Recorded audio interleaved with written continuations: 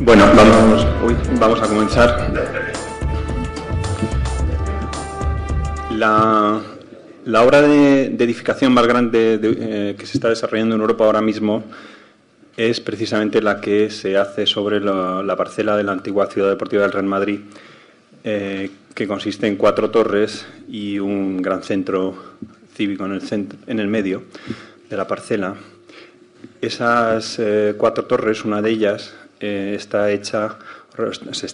realizando, y el proyecto está realizado por un equipo netamente español y un equipo de extraordinaria solvencia, de arquitectos, ganador de ese concurso, como es el de Carlos Rubio y Enrique Álvarez Sala.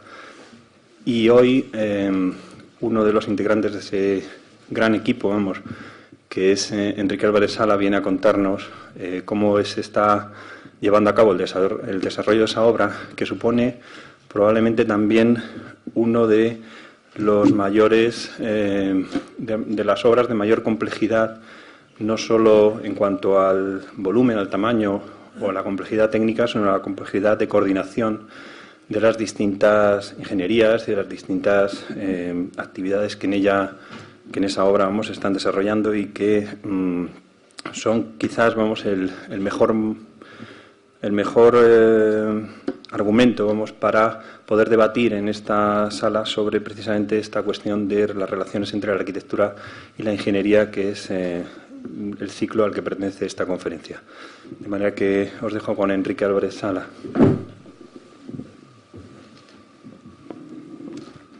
Bueno, yo voy a explicar el proyecto de la torre que comentaba José Ramón, pero a ver cómo se llama esta, perdón.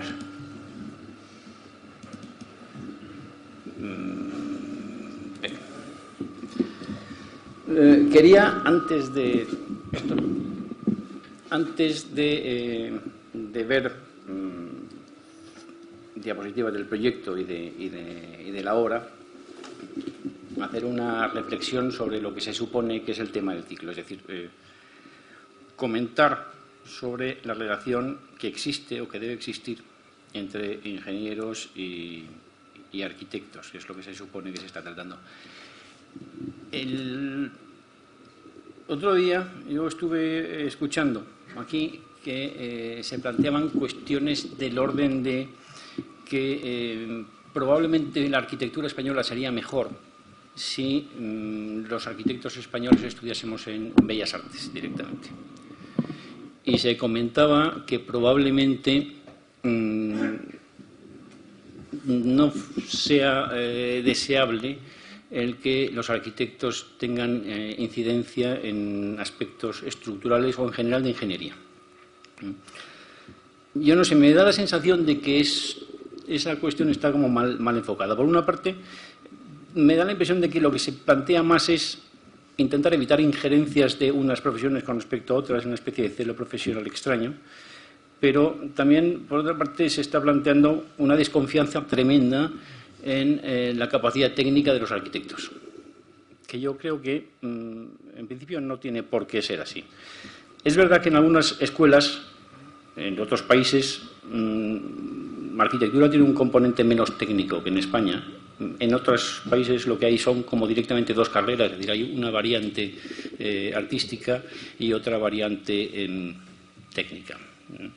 Pero me parece que el problema no está realmente en si debe haber o no debe haber una relación entre los arquitectos o si tiene que haber una colaboración inicial, porque eso me parece que es inevitable. Yo creo que el debate estaba ahí mal centrado. Es decir, yo lo que creo es que se debería más el analizar cuándo deben intervenir unos y otros. Es decir, si es preferible el entender que un proyecto debe ser la entrada secuencial de profesionales y que cada uno vaya aportando progresivamente sus conocimientos al resultado final, o si, por el contrario, lo que se debe plantear es que el proyecto, desde su origen, de una forma germinal, tiene que contener todos los datos necesarios para poder tener un desarrollo adecuado. Bueno, el debate es un debate que se plantea y que viene circulando y viene siendo consecuencia de la complejidad que progresivamente empieza a haber en la arquitectura, en los edificios, a partir del siglo XIX, que es cuando de alguna forma se escinden las ramas de técnica y componente artística. Hasta entonces eso ni se planteaba, ¿no? A partir de ahí sí, empieza a haber complejidad muy grande en temas de estructuras, en temas de instalaciones, y empieza a haber cada vez más especialidades, y especialidades que cada vez se van separando más, haciéndose más celosas de su propia campo de competencias, ¿no? Yo creo que es más interesante, o por lo menos a mí me interesan más, los proyectos cuando sí tienen los conceptos de las cosas incluidos en el origen. Es decir, me parece que no se debe incorporar una disciplina posterior sobre una forma previamente establecida, sino que esa forma debe tener la capacidad de concebir la estructura como la forma de las cosas y concebir todo lo que sería en la comparación esa clásica de huesos, piel, sistema nervioso con estructura, forma, instalaciones y la fachada, ¿no?, la piel. Yo creo que sí hay esa posibilidad de organizar las cosas desde el principio, y que si las cosas se organizan desde el principio funcionan bien, y si no se organizan desde el principio funcionarán mal. La comparación esa de piel, huesos, esqueleto, piel, tal, es más o menos conocida. Yo creo que además hay otra cuestión que también tiene importancia, que en la naturaleza se ve menos evidente, que es el código genético, es decir, la programación inicial que todo organismo tiene para desarrollarse y llegar a su estado definitivo, y que en la construcción debería ser la previsión de los sistemas de ejecución de las cosas para conseguir que luego no haya una imposibilidad de ejecutar cosas que alteren lo que sería el resultado final. Hay proyectos de arquitectos o de equipos de arquitectura, por decirlo mejor, que son casi literales en la aplicación de estas cuestiones. Es decir, yo creo que el proyecto de Sainsbury, donde se reconoce lo que es piel, instalaciones, estructura, y eso genera el espacio y eso genera la entrada de la luz. No sé si es todo consecuencia de una idea de un señor, probablemente no, probablemente sea consecuencia de la intervención desde el origen de muchos profesionales que están incidiendo y planteando sus necesidades y sus exigencias. Por eso me parece que el tema se debería centrar más en discutir sobre cuándo deben entrar unos y cuándo deben entrar otros. Yo creo que deben entrar, a ser posible, desde el principio, o por lo menos, y si no es así, los arquitectos tendríamos que tener la responsabilidad de ser capaces de concebir cosas que inicialmente estén en el proyecto o en el anteproyecto y que luego permitan que se vayan incorporando otras disciplinas para desarrollarlo. Si se incorporan después, las cosas que salen las conocemos todos. Es decir, que estoy seguro que en la Estatua de la Libertad nadie se preocupó por cómo era la estructura, sino la estructura se la metieron a posteriori, mientras que en proyectos como lo del aeropuerto de Stansted o como la arena esta de Myron Goldsmith, si no hay un concepto estructural y de instalaciones, no hay un proyecto. Es decir, todo es de alguna forma lo mismo, ¿no? Y no creo que sea una cuestión de especialización, es una cuestión de capacidad, de alguna manera. Es decir, que hay arquitectos que han hecho estructuras interesantísimas y hay ingenieros, en el caso de Eladio Dieste es un caso claro, que tienen estructuras planteadas con una voluntad de generación de espacio clarísima. Es decir, que me parece que no es una cuestión de titulaciones, es una cuestión de enfoque o de capacidad. Y para de alguna manera resumir lo que sería mi enfoque de cómo creo que las cosas son mejor. Cuando mejor me parecen las cosas es cuando prácticamente es imposible disociar qué es qué. Es decir, yo no sé si alguien sería capaz de pensar que el Hancock surge como consecuencia de una idea de imagen o como una idea de estructura, pero qué es antes y qué es después yo creo que no se puede decir. ¿En qué momento han empezado a incidir en ese edificio las instalaciones o la organización espacial de dónde se colocan los garajes o cómo se hacen las plantas técnicas? Creo que tienen que estar también metidas desde el principio. En el proyecto de el pabellón suizo, yo creo que es todavía más claro. Es decir, que llega un momento en que lo que no hay realmente es fachada. Es decir, que nadie tiene que estar preocupándose mucho de cómo es la fachada de ese proyecto, porque lo que es una respuesta técnica muy avanzada de ingeniería, de instalaciones, de estructura y de concepto de proyecto.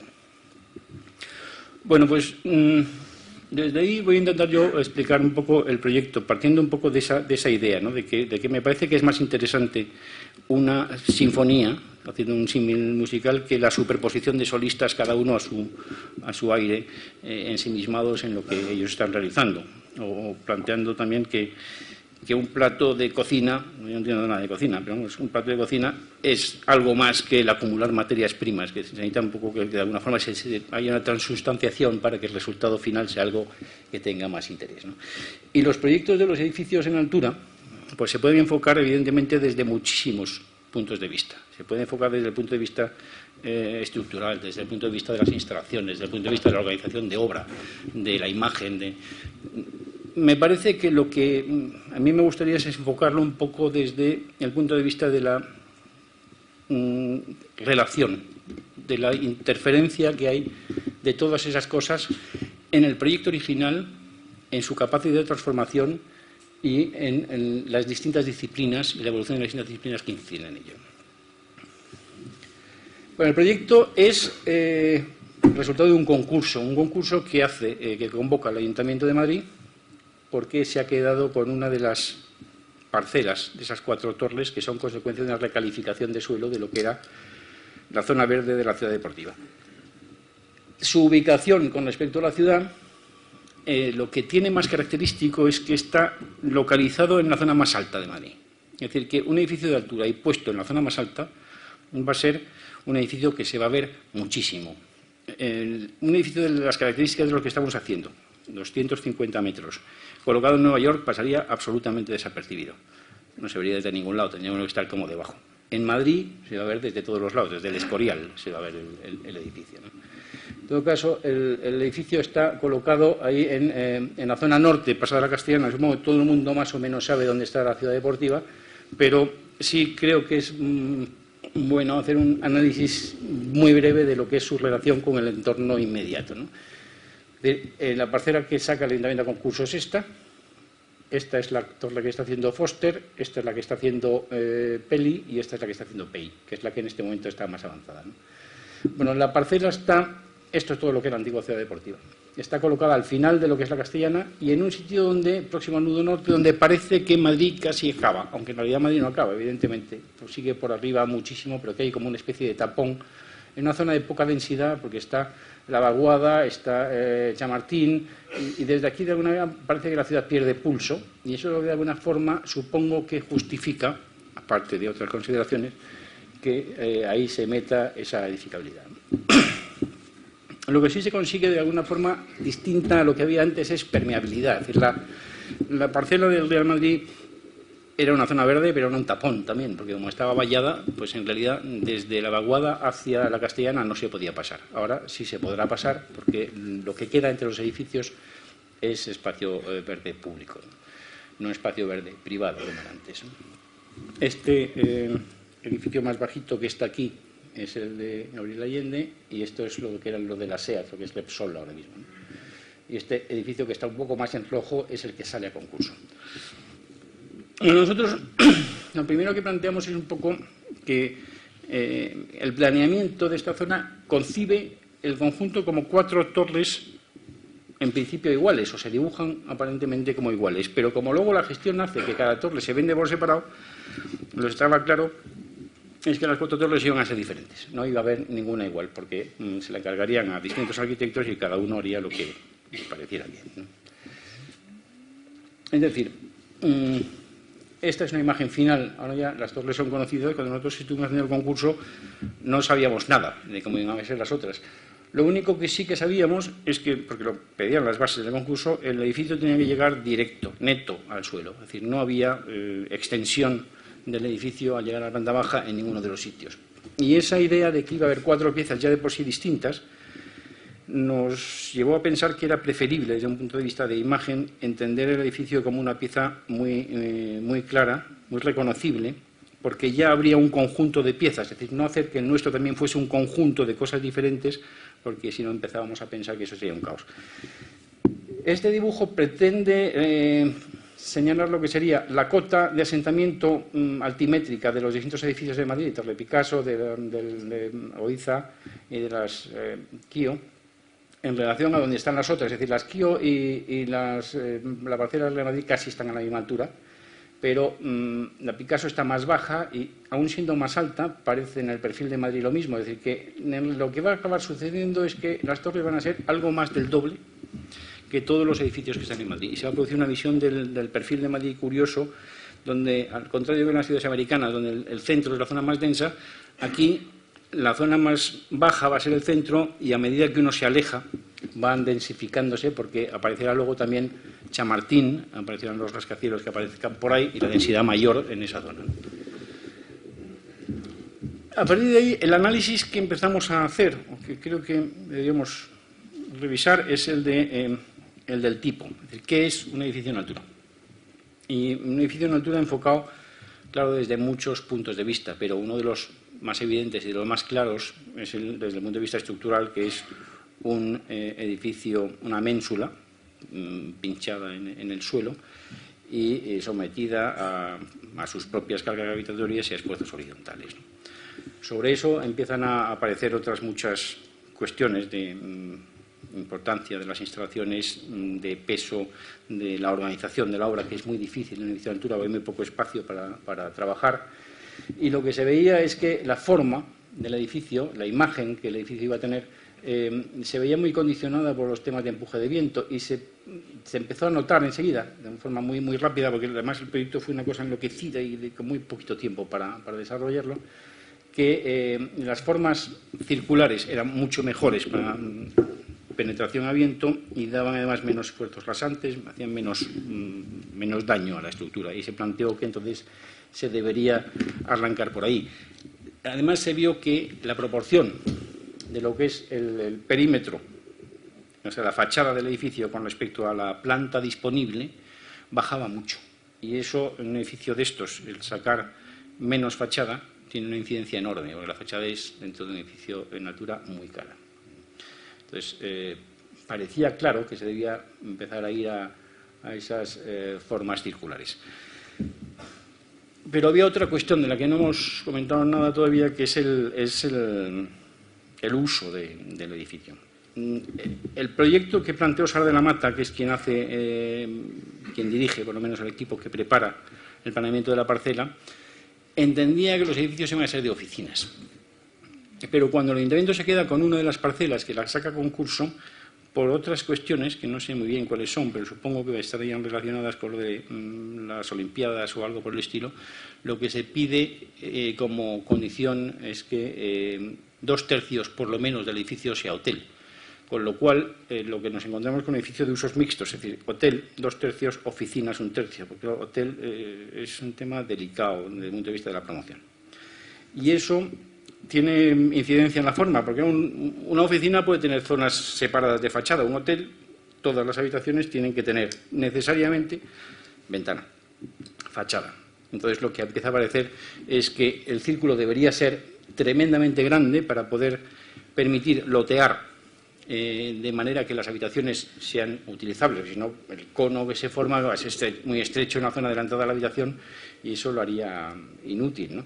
Entonces empieza a buscar geometrías diferentes y se plantea muy desde el principio que hay que buscar una geometría muy sólida o muy clara o muy contundente que sea capaz de blindar el proyecto, porque van a surgir luego mil cosas y si hay una geometría reconocible, nadie mete mucho el lápiz encima de lo que está planteado, y si no, siempre hay la tentación de decir, pues, ¿por qué no sacas esto por allí o metes esto por allá?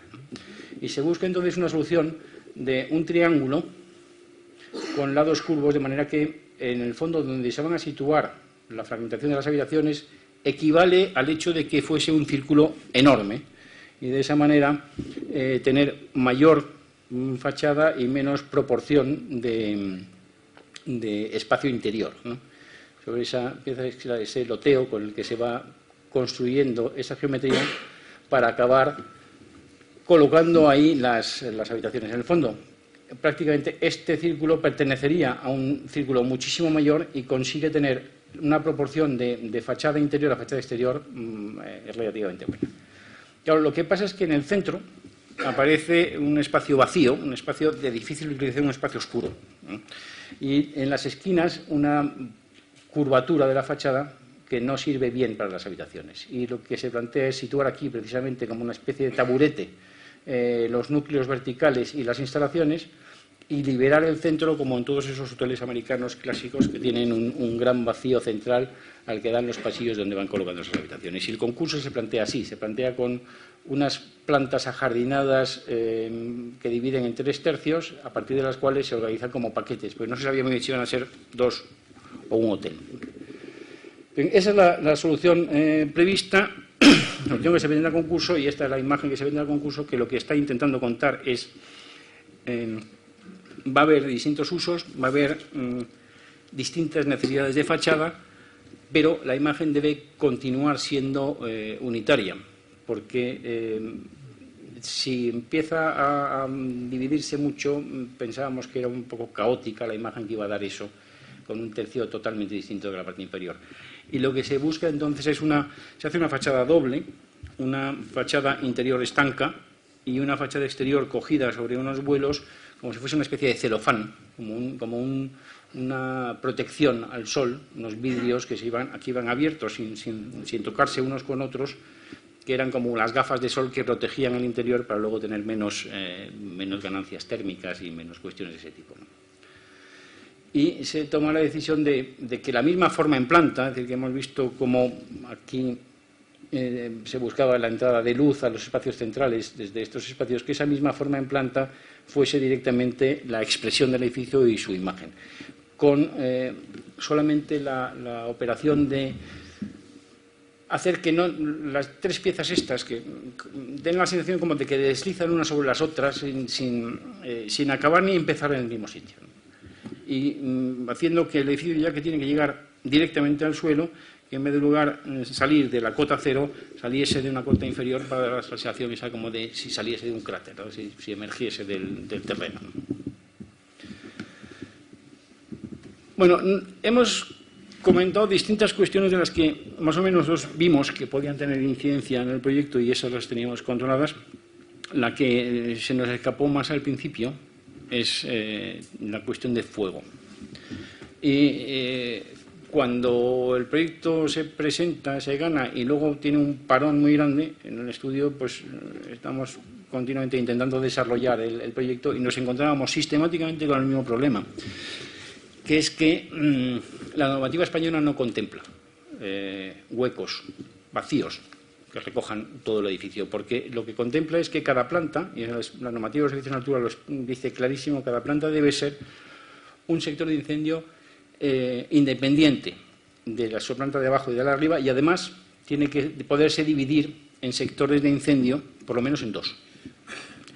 Entonces, esto era un problema enorme porque nadie podía responsabilizarse de dar licencias o de autorizar una solución de este tipo, aunque estas soluciones están hechas, existen y hay muchos edificios en Estados Unidos que lo tienen. Y entonces empezamos a ver qué alternativas había y lo que vimos es que la otra solución era si el espacio central inútil, digamos, no es vacío, lo que tiene que ser es lleno.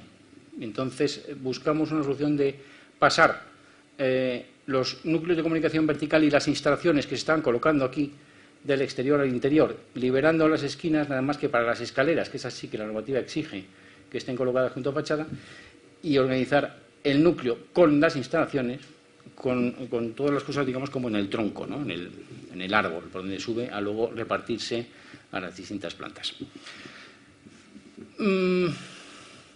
Pues en un momento determinado daba pena, ¿no? El decir, bueno, prescindo de los vacíos centrales, que podían ser espacios atractivos.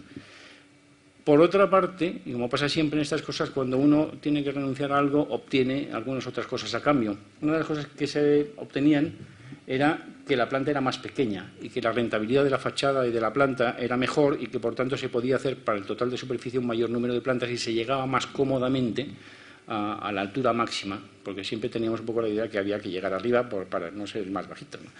Entonces, hay que conseguir un número de pisos suficientes y con este sistema se conseguía mejor. Aparte de que el edificio, al ser más estrecho, sería como más esbelto. Yo creo que eso, acentuado por las grietas, es una de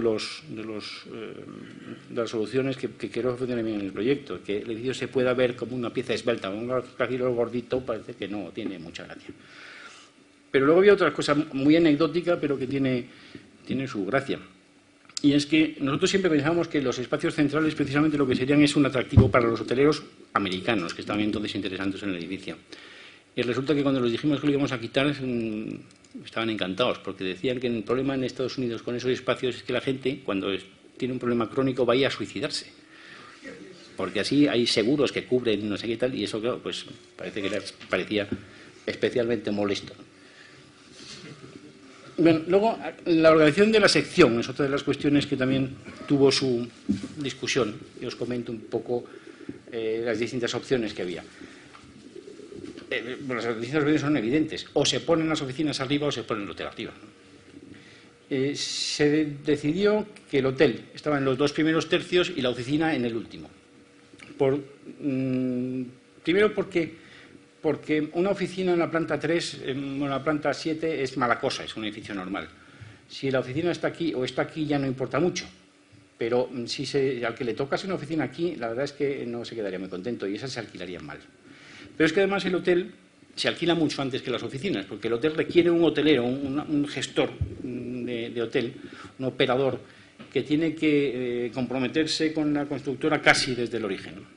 Y entonces ese ya es un cliente fijo, ese ya no se escapa. Y sin embargo, las oficinas se ponen en gestiones, se alquilan al final, y entonces para la promotora es mucho más interesante tener la parte más alta del edificio para alquilar que la parte más baja, evidentemente. Lo que se ve bien aquí son las plantas técnicas y se ve la importancia enorme que tienen en la sección general estas plantas, las plantas que están en amarillo, que son las 3 plantas que están situadas siempre donde cambia el uso, para de esa manera desde esa planta servir hacia arriba y hacia abajo si se necesita, y por el corazón central poder llegar hasta ellas desde las zonas del edificio más bajas del edificio. Se ve también aquí otra cuestión, que es este uso, que es el uso de una sala de convenciones, una gran sala que todos los hoteles necesitan, que normalmente en los hoteles lo que hacen es que lo sitúan en las plantas bajas, meten en las cafeterías, los salones y la sala de bodas y bautizos, todas esas cosas. Y aquí, como el edificio tenía que llegar directamente al suelo, no se podía hacer, y lo que se hizo fue meterlo en los 2 primeros sótanos, una doble altura, dejando unos patios para que tuvieran la sensación de estar sobre rasante.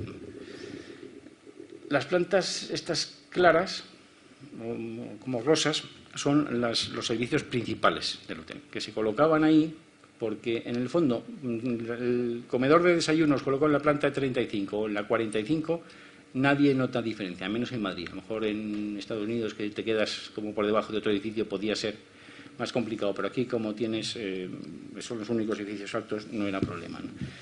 Entonces, y además tenía otras ventajas de disipación de humos que no te contaminan tanto la zona inferior. Bien, esta es, por tanto, la planta que ahora mismo se está ejecutando.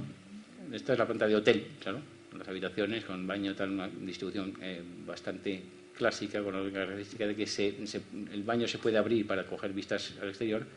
Estos son los 3 pasos grandes de instalaciones que acompañan al núcleo, a los que se puede acceder desde aquí. Y desde estos pasos se sirve cada una sirve a su gajo, por decirlo de alguna manera. Hay 3 paquetes de ascensores. Uno es el paquete de ascensores de hotel, este es el paquete de ascensores de oficinas, y estos son 2 montacargas de hotel y un gran montacargas que sirve para poder hacer operaciones dentro del edificio, sustituir mamparas cuando se está haciendo un cambio, cambiar un aparato de instalaciones de una planta técnica, etcétera. Fuera, lo que hay en la planta de hotel son 3 escaleras en lugar de 2, con lo cual mejora la situación de seguridad de evacuación, y en 2 de ellos hay ascensores que se utilizan normalmente como como montacargas, uno para hotel y otro para oficina, pero ocasionalmente como portacamillas, tienen un tamaño para que quepan camillas por si hay alguna solución así que hay que tomar drásticamente. Y luego son los que son llamada prioritaria de bomberos, es decir, son los que funcionan próximos a la fachada para que en caso de incendio se utilicen por los bomberos.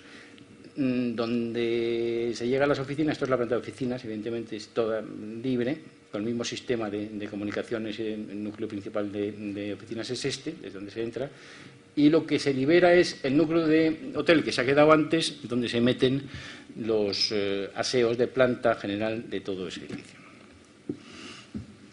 Hay otra cuestión que también fue un principio importante, que era cómo se organizaban las entradas, porque había que intentar conseguir que cada uno tuviese la sensación de que todo el edificio era suyo, por decirlo de alguna manera. Entonces necesitabas, evidentemente, entradas independientes. Hay edificios que utilizan como una especie de gran vestíbulo central donde todo el mundo entra, luego coge los ascensores y se va cada uno a lo suyo, ¿no? Nosotros pensamos que era preferible que los vestíbulos de cada uno estuvieran en la planta baja. Entonces, al frente de Castellana se le da al vestíbulo al hotel. Este sería su núcleo y este sería su planta de salones, cafetería, como en dos alturas, con descuelgue y demás. Y la entrada a las oficinas se hace por el otro lado. Esta entrada de oficinas tiene este paquete de ascensores con sus controles y demás, y va directamente a las plantas superiores sin tener interferencia. Y el hotel utiliza este como núcleo de servicio, maletas, etcétera, todas esas cosas que todos conocemos, ¿no? Pero había una cuestión adicional, y es que había que entrar a la sala de abajo, a la sala que está debajo de la planta de la plaza, ¿no?, de la plaza de entrada. Y ahí, claro, entrar a esa a través del vestíbulo del hotel, de un hotel de 5 estrellas, mala cosa, porque claro, una persona que va a un hotel de 5 estrellas y se empieza a encontrar con que hay una convención con 300 personas o 400 personas en el vestíbulo principal, pues es bastante cómodo, ¿no? Entonces se buscó una solución de hacer una marquesina enorme aquí, una marquesina sin apoyos intermedios, de que es esta especie de triángulo, como un escalímetro cortado a bisel y doblado, que recoge la entrada principal, pero en la misma marquesina se recogen 2 escaleras mecánicas que bajan a la planta inferior y desde ahí van a tener el acceso a la planta, al salón de convenciones, que va a estar aquí. El salón de convenciones está debajo de esta sala, unas vigas enormes, y luego os enseño unas fotos, vigas de 30 metros, sin pilares y con una sobrecarga arriba, pues para bomberos de 3.000 kilos, ¿no? Esta es la bajada esta de la que hablamos. Esto estaría visto desde el patio ese interior, desde el que surge el edificio, y esto estaría, la cota cero estaría aquí, esta es la escalera mecánica, entras a una serie de controles, registros, acreditaciones, y luego ya esto sería la sala de convenciones grande que está en la zona inferior, con salidas de emergencia no mecánicas y demás. Bueno, pues contado más o menos lo que es el edificio, lo que me gustaría es describir cuál es su concepto integrador de disciplinas, ¿no? Desde el punto de vista de estructura, por empezar de alguna manera, los empujes horizontales los va a estar resolviendo el núcleo central. Y en paralelo al núcleo central hay 2 coronas de vigas metálicas, que son esta y esta exterior. Sobre esas 2 vigas se van colocando las viguetas radiales, que son sobre las que se va a apoyar una chapa plegada para hacer un forjado mixto colaborante más o menos normal, ¿no? Pero aquí me parece que el equipo de Julio Martínez Calzón, Julio y Miguel Navarro, entonces, plantearon un tema que es muy interesante y que va a facilitar, yo creo, mucho la obra, que es que en lugar de hacer una estructura que se haga de una vez, hacer una estructura que se va haciendo como por partes.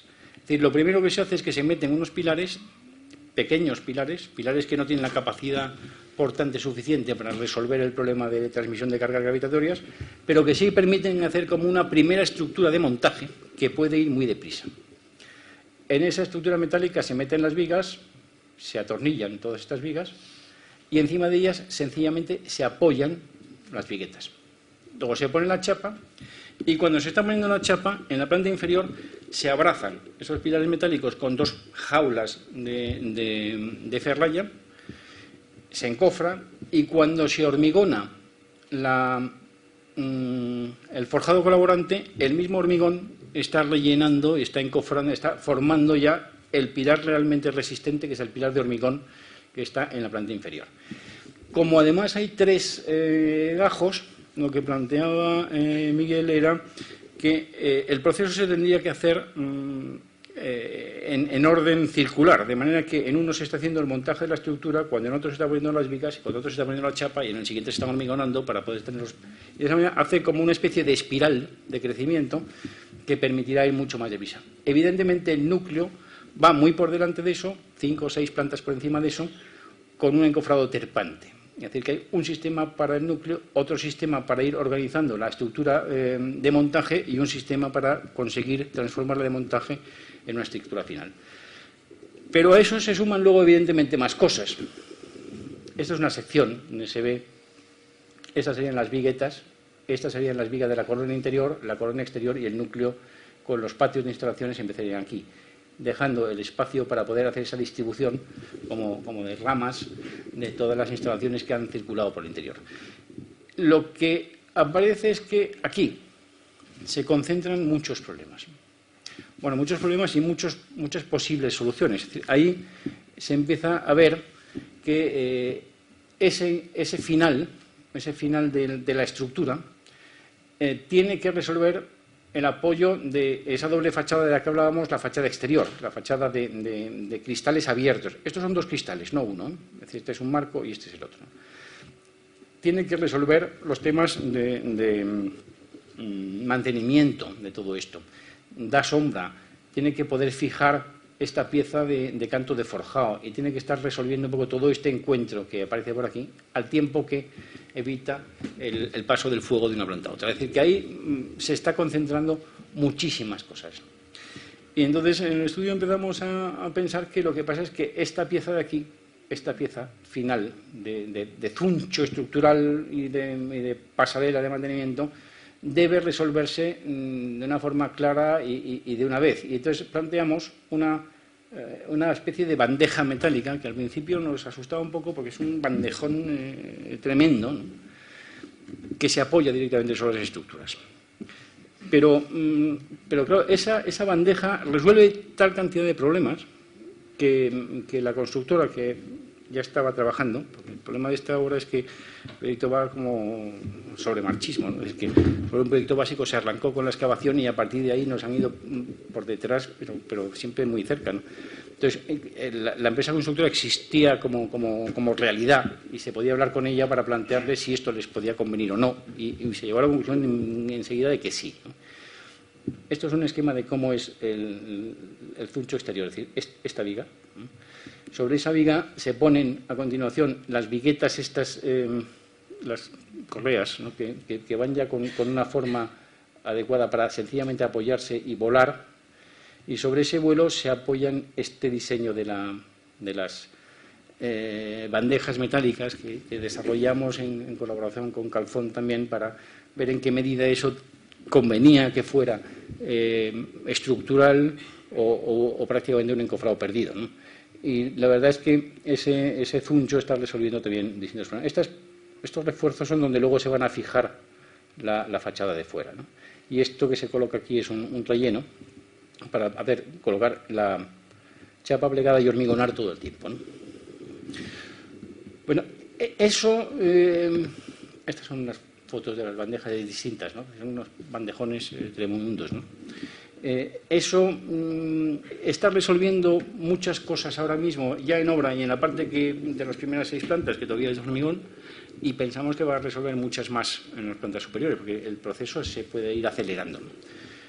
Además, tiene la ventaja para nosotros importantísima de que el acabado final es impecable. Claro, es una bandejota metálica que viene pintada y que es estupenda, ¿no? Bueno, si comparamos la solución que se está planteando aquí, es decir, de sacar la protección de fuego en horizontal con la clásica de colocar en vertical, este es me parece que es el One Liberty, el que tiene este perfilote, pues lo que se ve es que aquí sí hay la posibilidad real de llevar los vidrios suelo-techo, ¿no? Esa idea clásica del edificio todo vidrio, en este caso es de alguna forma más cierta, ¿no? Y se evitará luego las visiones esas de las bandas horizontales nocturnas que bueno, tienen su atractivo porque las hemos visto muchas veces, pero la verdad es que no son lo que se buscaba, ¿no? Esto es una planta donde se ve, esta es la fachada interior, la fachada exterior y estas piezas que son las que van cogiendo estas escamas con las que se conforma la piel de fuera y estas que son las que resuelven la estanquidad, resuelven todo lo demás, ¿no? Y que como hay esa especie de doble piel y esta va a ser oscura, esto va a quedar lo suficientemente oculto como para que se pueda hacer ventanas y elementos fijos sin que eso suponga un problema demasiado grande.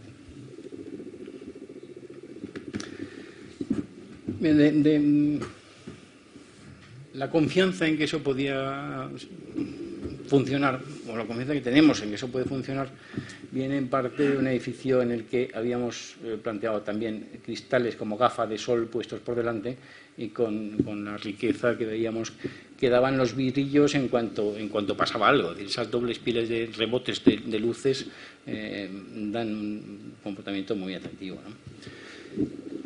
Esta es entonces la fachada que se plantea, que es piezas rectas, no piezas curvas, para resolver la curva, abiertas como escamas, y al llegar a la zona donde los vidrios ya tendrían que ser curvos, resolverlo con primero unas piezas de escamas también de aluminio y luego una pieza única como una especie de ala de avión curvado, extruido de aluminio, que es el que va de arriba abajo, ¿no? Bien, entonces se trata de alguna manera de ver cómo se fijan estas piezas y os voy a poner unas fotos de cómo se organiza eso con el comentario previo del problema de la fachada que se planteó así. Vuelvo un segundo para atrás para comentar una cuestión que surgió en su momento y que nosotros encargamos a Enrique Azpilicueta que nos hiciera un análisis de cuál era el comportamiento posible, porque había una teoría que es, bueno, el aire choca contra esta fachada, pero como se mete por aquí dentro y se llena todo este aire de aquí con una cierta presión, y entonces la presión digamos que vuelve, con lo cual esta pieza prácticamente no tiene empujes. Eso sería, digamos, la visión más optimista. La pieza de fuera no le pasa nada y la que tiene el empuje es la pieza interior. Es lo que Enrique llamaba el efecto bolsa. Es decir, que aquí entra el aire y mientras se sale tal, eso se hincha y... La otra teoría, y desde luego mucho más preocupante, era que el aire entra aquí, empuja a esta, pero como también empuja a esta, está empujando dos veces y por tanto el edificio sufre el doble de empuje de viento de lo que sería lo normal, lo que sería un desastre, evidentemente, ¿no? Bueno, la idea de Enrique es que eso lo que iba a hacer era un efecto bolsa y lo que al final acabó pasando cuando se hizo un estudio de viento, esto es una maqueta que se hizo en Canadá, porque es el sitio donde por lo visto se hace con estas cosas que simulan el suelo. La conclusión que se sacó al analizar la torre es que efectivamente la fachada exterior se quedaba en una situación poco penalizada cuando había pasado un momento, pero que el golpe inicial se lo lleva también, con lo cual primero se lo lleva la de dentro, luego se lo lleva la de fuera y entonces deja de tenerlo la de dentro, la de fuera, pero de alguna manera no puedes pensar que esta no tenga empujes, ¿no? Esto es un trozo de la maqueta esa que se hizo para analizar concretamente la fachada con los sensores y todas estas historias, y la conclusión que se sacaba se entiende más o menos aquí, ¿no? La concentración de esfuerzos justo precisamente en las zonas de las fisuras, de las grietas que recorren el edificio. Que eso, bueno, tenía la ventaja de que como ahí hay aluminio, pues de alguna forma es más fácil de resolver, ¿no? Porque ahí se pueden hacer enganches más fuertes. Esto es la pieza esta que estábamos comentando, que debe resolver el que un cristal salga para acá y otro para allá, pero con la posibilidad de tener giros, movimientos que absorban, pues que si baja un forjado, que si hay un error de construcción, es decir, lo clásico de los muros de cortina de las tres direcciones de movimiento necesarios. Se diseñó esa pieza en un estudio con la que nos estuvo echando una mano y nos estaba asesorando y le mandábamos croquis y preguntábamos cosas a una ingeniería alemana, que su director es un ingeniero que es el que ha hecho lo de Múnich, vamos, su padre, lo de Múnich, pero que tiene la enorme ventaja para nosotros de que habla español, lo cual eso es estupendo. Y entonces lo que se planteó fue esta pieza. Esta es una pieza que se coloca directamente con unos tornillos a la placa esa que habíamos dejado en espera y luego se mete esa encima, ¿no?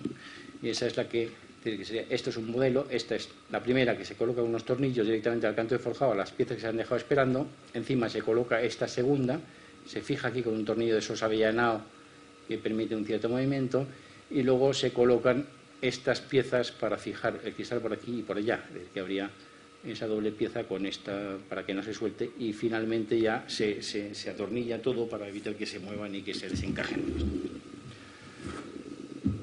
Bueno, otra cuestión que tenía distintas formas de enfocar era cuál es el proceso en el que todo esto se hace, porque en los edificios en altura, cuando en un sitio se está haciendo una cosa, 4 plantas más abajo se está haciendo otra, ¿no? Y la cuestión siempre entonces es cuándo se hace la fachada y desde dónde se construye la fachada. Había enfoques que decían, no, la fachada desde fuera, primero se hace la fachada de dentro, cerramos el edificio, trabajamos calentitos y luego al final de todo, con las grúas o con las góndolas, hacemos la fachada exterior de celofán, las gafas de sol las ponemos lo último. Eso tenía muchas complicaciones y se pensó que era preferible hacerlo desde dentro. Entonces, este es un poco unos dibujos esquemáticos de cuál sería el procedimiento. El procedimiento es, cuando se está montando la estructura, es decir, muy al principio, un señor, aprovechando los andamios que se hacen alrededor para protegerse del viento y que van subiendo con el edificio, coloca unos Nelson, que son unos conectores que se colocan con una descarga brusca y que se quedan como soldados al canto de forjado, a la pieza esa metálica que decíamos, y los coloca tanto por arriba como por abajo como por el lado. A continuación, y varias plantas más abajo, directamente sobre esas piezas coloca o engancha lo que sería el canto de protección, es decir, empieza desde lo más exterior hacia el interior. La siguiente operación es colocar ahí, también a esos ganchos, las piezas esas que hemos visto antes, esas piezas, esa especie de patines, esos zapatos sobre los que van a colocar con una maquinita que lo que hace es que coge el vidrio y lo lleva, lo saca fuera de la fachada y lo vuelve a meter para colocar la fachada exterior. Después pone los montantes de la interior y coloca también de la fachada interior. Es decir, se hace una protección inicial abierta y luego otras plantas más abajo se está haciendo la fachada interior. Esto se dibuja aquí todo, pero bueno, no sé si os habéis fijado que aquí cuando están colocando aquí los tornillos, la fachada interior la están poniendo aquí, es decir, 6 plantas o 7 plantas más abajo, ¿no? El núcleo va varias plantas más arriba y la estructura metálica va creciendo en espiral, es decir, que hay un lío en un momento determinado en la obra tremendo. Este es un dibujito muy esquemático, pero que explica bien ese proceso. Lo explica todo en una planta, pero se entiende un poco que cada cosa de esas se está haciendo en una parte de la obra y todo junto es lo que va haciendo ese espiral que va siguiendo a la estructura para organizar la fachada, ¿no? Se montan los tornillos, se montan las placas exteriores, se montan los patines y luego esta es la máquina esta que se está llevando los cristales, que vienen como módulos, es decir, los cristales no tienen un cristal con una carpintería, sino que el cristal viene con la carpintería y ese cristal, si se estropea y hay que bajarlo, se baja con la carpintería y se sustituye por otro completo. Es decir, son un sistema modular, tanto la exterior como la interior.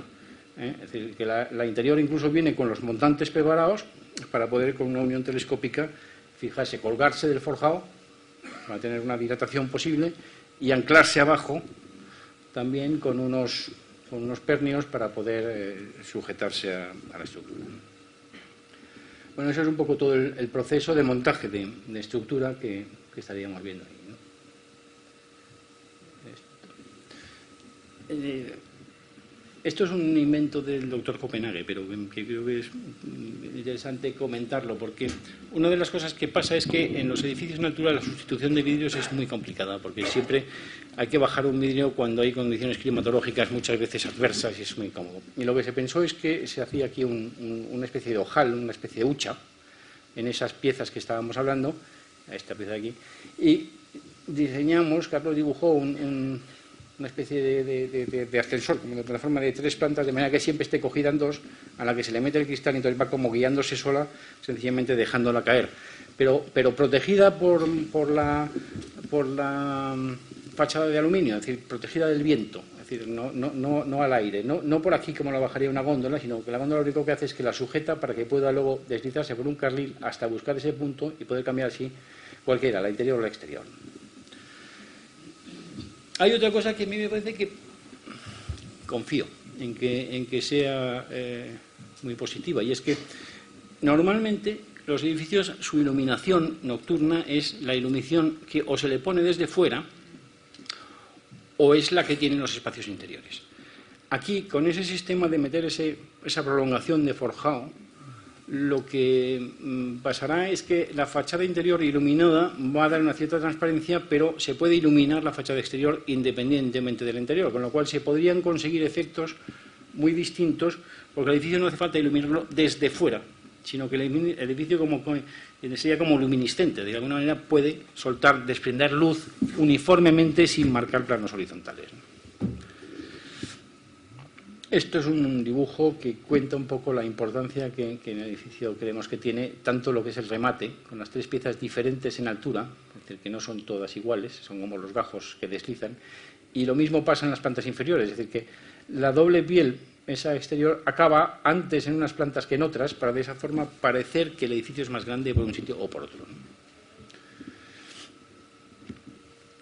Este es un sistema de cómo se organizan. Primero, cómo se organizan las góndolas. Que las góndolas aquí tienen que haber necesariamente 3, porque no pueden saltar de una a otra. Pero aparte de eso, es que las góndolas eran necesarias porque es el único sistema de montar todo esto, porque todo lo que son los remates, o las peinetas estas del edificio, no se puede montar desde dentro porque no hay dentro. Es un hueco, es donde están fundamentalmente grandes paquetes de instalaciones en la zona central. Entonces, hay que coger cosas, pasarlas fuera y fijarlas. Y sustitución es lo mismo, hay que ir como saltando a caballo de un lado para otro.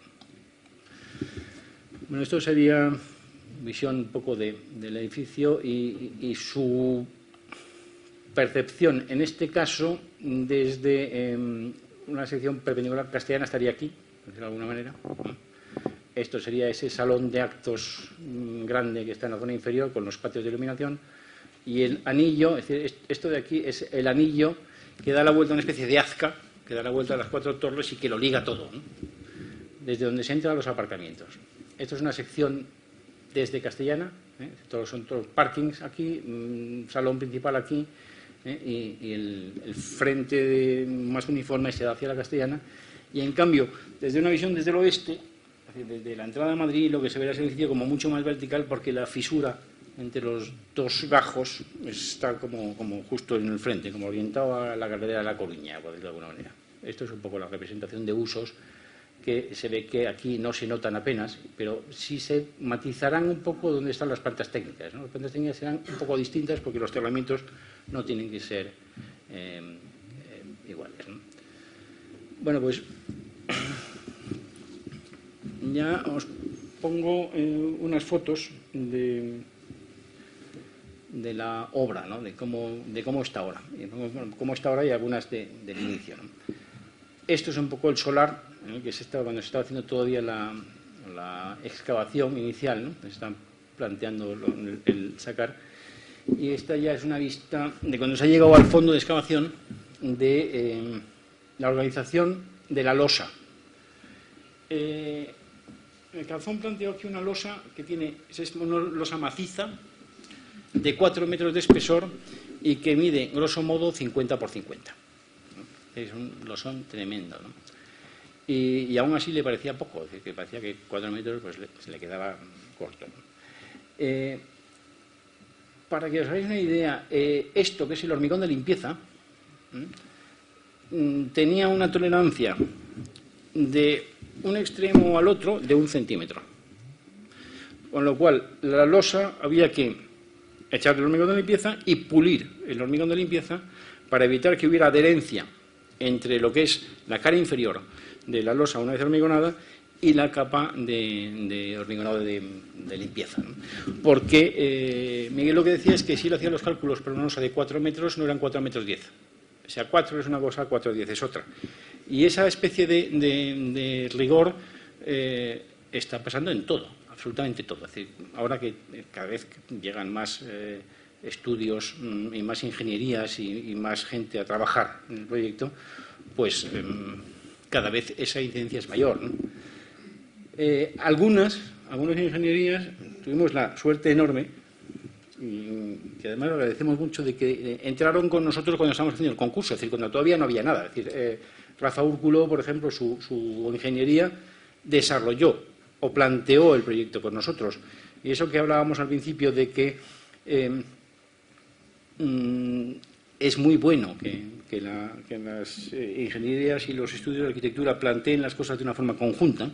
En este caso funcionó especialmente bien, porque no hubo luego grandes problemas porque los principios generales estaban concebidos inicialmente, ¿no? Concebidos no por nosotros, sino de alguna manera recogidos por nosotros, porque nos lo iba diciendo Rafael. Luego, la ingeniería de desarrollo es otra, es una ingeniería doble de Rafael Úrculo con Aguilera, pero de alguna manera trabajan sobre unas bases inicialmente previstas, ¿no? Y eso de alguna manera está pasando un poco en todos lados. Es decir, aquí todos los que están llegando, pues todos son de su gremio, pues gente especialmente competente. Es decir, que el equipo de obra es una gente estupenda, las ingenierías, las estructuras, las instalaciones son estupendas, pero es que el Ferraya es el más listo de los que tienen, claro, que es inevitable, ¿no? Esto es una vista del armado inferior de la losa, un poco por ver un poco la dimensión de las cosas. Estos son los redondos de tracción, estos son las vainas por las que luego se va a hacer la postensión de la losa, porque la losa, aparte de tener 4 metros y ir armada hasta los dientes, tiene que ir postensada porque si no, no da suficiente resistencia, ¿no? Y esto que se ven aquí, que parecen pilaritos, en realidad son como los cercos, ¿no?, que están uniendo las distintas capas, ¿no? Esto es una foto desde el metido dentro del armado, ¿no?, donde se ven las vainas por las que luego se va a hacer la posesión, con estos cabezales para que haya aumentar la adherencia del hormigonado y poder tirar de ello, ¿no? Aquí se empieza a reconocer el núcleo, ¿no? Ver un poco la armadura inferior. Esto sí es núcleo, pero estos no son pilares, estos son cercos. Vulgares cercos, lo que va a que tiene una dimensión espeluznante, ¿no?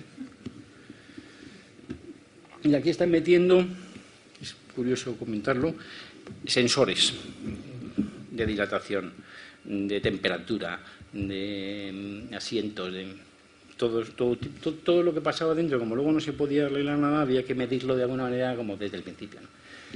Y luego se divide en trozos. Aquí, si veis, en esta se ve esta especie de telilla,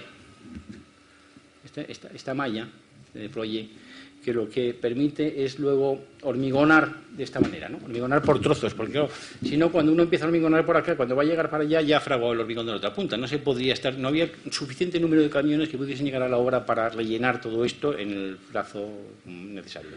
Pues había que funcionar todo el fin de semana, porque además en esa zona hay mucho tráfico, muy difícil acceder a obra.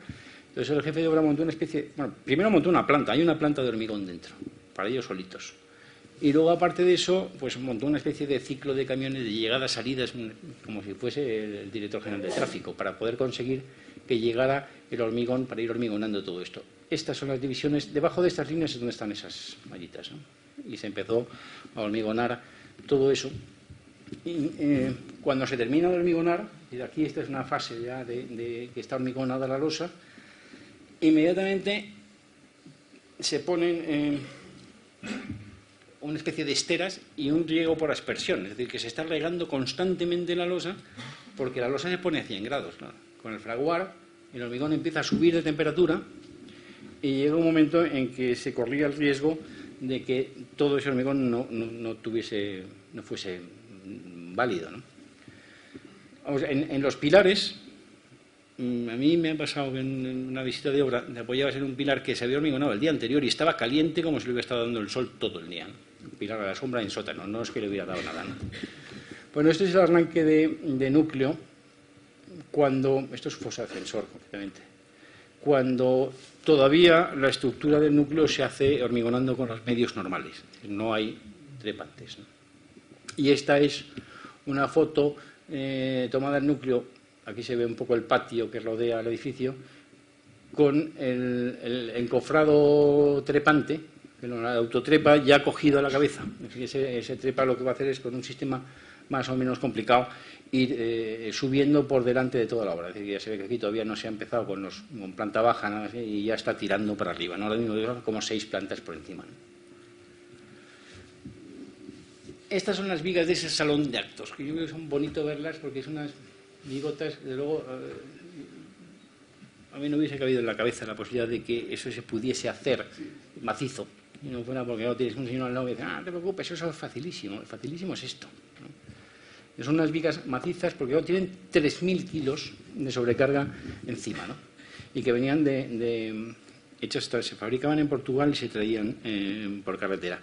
La entrada en la obra fue un auténtico espectáculo. Os podéis imaginar ese camión entrando en la Castellana y cogiendo las 2 curvas para poder entrar en la obra, era una locura, ¿no? Bueno, esta es la viga grandota, cuando están elevándola para colocarla. Y ¿veis? Si fijáis aquí, que la viga no tiene cordón suficiente y tiene que de alguna manera hacer como una especie de panza de pez en la parte inferior y luego incluso tener unos refuerzos. No en este sentido, porque creo que en el sentido lógico resta altura libre y el salón de convenciones tiene que tener mucha altura. Y entonces Miguel recurrió a ampliar por los laterales, ¿no? Y aquí se está colocando. Esto es montaje nada más, es decir, esto luego se quita. Esto que yo hubiera entendido que era un pilar estupendo para cualquier cosa, resulta que es una cosa que nada más que sirve como una medida provisional. Es decir, aquí los medios son un poco especiales, ¿no? Y esta viga, que en este sentido se maneja con cierta facilidad para poder apoyarla encima de unos neoprenos. Por eso tiene que tener estas vigas provisionalmente, porque cuando realmente todo esto empezará a tener una solidez y empezará a ser una cosa como estable, es cuando se coloca el forjado en la parte superior. Hasta entonces, pues la verdad es que las vigas era una grima verlas. Están apoyadas sobre unas gomas y sujetas, alguna incluso un poquitín torcida, ¿no? Esta sería la vista de la sala, es decir, los pilares sencillamente apoyando estas enormes vigas, ¿no? Y esta es la vista ya cuando ya han quitado todo, se ve la junta de neopreno esta que habíamos antes, la gran sala, liberando luego la idea es que las instalaciones discurren aprovechando todos estos cantos y prácticamente se puede conseguir que la altura libre sea casi la que hay ahora, no casi, porque luego hay que meter esas puertas enormes que son estancas y que tienen unas guías tremebundas, pero bueno, todo eso se va a ir sujetando aquí y esta sala que tiene 1.600 metros cuadrados se puede ir compartimentando hasta un total de 4 salas más un vestíbulo. Esta es la visión del edificio con el núcleo ya con el trepa colocado. Esto que está por dentro son todas esas cuestiones, esos émbolos y todos esos grupos de presión para ir levantando, trepando sobre lo que construyes. Y estas son las vigas de salón de actos, es decir, las 2 zonas, es decir, lo que sería, esto ya es el nivel de plaza. Aquí está sótano -2 y nivel de plaza, ¿no? Y aquí tienes todavía otra vez sótano -2. Bueno, te comentaba José Ramón que esto es una de las obras más grandes que se está haciendo en Europa. Lo es el total, es decir, el total me refiero cuando digo las 4 torres, la de Pei, la de Peli, la de Foster y la nuestra, y incorporando además la otra cuestión, es decir, todo lo que es los anillos, todo ese azca que están haciendo por debajo, que también es de echarle de comer aparte, ¿no? Esta es una visión de los encofrados que hay que montar para hacer los vestíbulos. Los vestíbulos, tanto del hotel como de las oficinas, como de la cafetería, son pequeñitos, necesariamente pequeños en planta. Y entonces, para compensar eso, lo que se han hecho es como muy verticales, ¿no? Que cogen 4 plantas, 3, 4 o 5 plantas, depende de la zona, y en el caso de la cafetería además una hacia abajo, es decir, que se forma ahí como un volumen muy grande que compensará un poco la falta de dimensión en planta, ¿no? Pero claro, eso requiere unos encofrados tremendos. Con todo esto aquí ya estamos llegando a lo que es planta técnica. Esta es la primera técnica, que es la fase en la que estamos ahora, y que es una fase muy complicada, porque en la primera técnica lo que se hace es que se derivan los pilares que vienen de la zona superior para buscar una menor densidad de pilares en planta baja, porque entre otras cosas uno de los pilares que viene desde arriba es que cae en el mostrador del hotel, vamos, va al medio. Entonces hay que derivarlo aprovechando la doble altura que tienen las plantas técnicas. Esta es la maquinaria del trepa, es decir, cómo ese encofrado se suelta, sube, se vuelve a agarrar y va colocando piezas y trepando cada uno de los tercios por separado para hacer esa ascensión que va a ir resolviendo todo el encofrado. Yo creo que esto está muy bien visto por parte del jefe de la obra, que es un tío para darle vueltas a la cabeza a cómo se hace esto, ¿no? Que es una cáscara de madera, una protección que deja pasar entre las fisuras suficiente luz para poder trabajar dentro, pero que da una protección al viento, porque ahora mismo ya hace viento, pero cuando estemos en la planta 50 supongo que ahí no hay quien pare, y trabajar aquí con piezas de frío y con viento sería imposible. Entonces yo creo que el tener esta pieza que no tienen las demás, no sé por qué, y que irla subiendo al tiempo que crece el edificio, protegiendo a la gente que está dentro, dando mayor seguridad, y al mismo tiempo permitiendo que se vayan haciendo esas operaciones de colocar los tornillos de la fachada, todas esas cosas, todo eso lo resuelve esta pieza. A nosotros además nos ha gustado mucho porque hemos visto un poco la forma que va a tener el edificio, o sea que también nos ha venido muy bien, ¿no? Este es el vestíbulo principal de hotel. El ancho no es hasta aquí, es hasta allí. Hay un plus, pero más o menos se ve que no es una cosa muy grande y sin embargo es muy alta, ¿no? Esta es la bajada al centro de convenciones, estamos un poco en el mismo espacio, ¿no?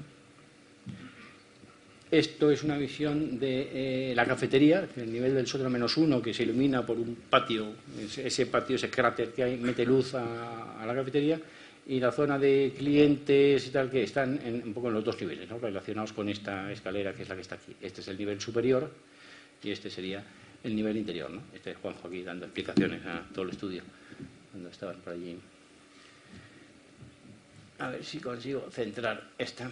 Bueno, esta es un poco la pieza de borde, ¿no? Esa pieza de borde que hablábamos, que tiene esa ventaja de dar una superficie curva, continua y que se puede pintar por debajo quedando francamente bien. Esa es la pieza tipo y estas son las de esquina, ¿no? Un poco preparado toda la materia que se va a subir arriba. Y estas son algunas fotos de lo que está pasando arriba del todo, vamos, arriba del todo actual, es decir, en la planta 4, 5, para llegar a coger la planta 6, a partir de donde ya empieza a haber plantas más uniformes. La 4 y 5, esa altura, es la sala de instalaciones. Es decir, las instalaciones del edificio, una de los niveles de instalaciones de los edificios, van a tener el tamaño que hay entre esta cabeza de pilar, por aquí va a venir el otro forjado y esto. Es decir, bueno, pues está lleno, está hasta los topes de cosas. Y aquí lo que se ve es eso, es la variación de este pilar que se va a llevar a estos dos pilares contiguos, armando esto hasta los dientes para resolver los problemas de la tracción y resolviendo además esta planta intermedia. Esto, en el fondo, esta pieza metálica, complicadísima de ejecución y muy precisa, de esas que cuando la ponen en su posición, es decir, aquí con estos tracteles lo que hacen es que la sitúan un poquito más, entonces hay pequeñas variaciones aquí que tienen que con unas galgas ir las galgas para que no haya ni 1 milímetro de separación entre una cosa a otra antes de poner los tornillos. Es decir, que todo es un poco en ese plan, pero esto en el fondo, todo esto no es más que la estructura provisional, la estructura de montaje. La estructura de verdad se hormigona a continuación alrededor. Bueno, estas concretamente se llevan muchos kilos, evidentemente, pero otros muchos se los llevan nervios de hormigón encofrados en torno a lo que es el perfil metálico. Y esto en sí mismo es una obra de ingeniería, porque es que cada encofrado de pilar de estos es tremendo, ¿no? Porque hay que hacerle agujeros para meter los vibradores a media altura, porque si se los metes desde arriba ya luego no los puedes sacar, cosas de esas. Bueno, esta es la colocación de las viguetas. Estas viguetas, aquí se ve muy bien la forma, ¿no? Para que van directamente apoyadas. Yo creo que el hecho de haber tomado la decisión de que las vigas no se suelden ninguna, sencillamente se apoyen, ha sido una decisión muy acertada, porque si no, el estar soldando dependiendo de que llueva o no llueva y con la inseguridad de cómo se ha hecho esa soldadura y teniendo que radiografiar o meter líquidos a todo, hubiese sido imposible, ¿no? Y esto apoyas, pones un tornillo y pasas a la siguiente, ¿no? De hecho hay una cosa curiosa, aquí el otro día estábamos Juanjo y yo viendo, no sabíamos por qué, Si van a venir dos, está como por detrás en vez de venir por delante. Y yo creo que para obligar a que esta se coloque primero y esta no pueda moverse no se puede pasar de esa línea, no puede, por tanto, tirar a la persona que lo está colocando hasta que está colocada una. Pero la colocación es rapidísima, es decir, que en 10 minutos que estuvimos allí vimos colocar estas dos. O sea que es llegar, poner y fuera, ¿no? Y esto es la pieza de borde, la chapa, conectores, las piezas estas que estaban volando y un poco el hormigonar al mismo tiempo, un poco ya todo, ¿no? Ya hormigonado. Al final, está claro que mucha tecnología, pero el final de las cosas acaba siendo el de siempre. Es decir, que ahí hay con un palito, ¿no? Que no. Bueno, y esto es un poco una última foto de cómo está en este momento la obra, de los líos que esto supone y retomaría un poco aquí lo que comentaba al principio, es decir, esto no es un proyecto en el que se piense que es que hay un señor que al principio hace una cosa, luego viene otro, lo cambia y luego... Yo creo que esto o tiene desde el principio a la gente hablando el mismo lenguaje, mismo idioma, o si no, será imposible entenderse en la obra, es decir, que sería una especie de torre de Babel. Y ahí, en lo que el otro día me comentaba en la charla sobre si los arquitectos debían o no debían tener formación técnica.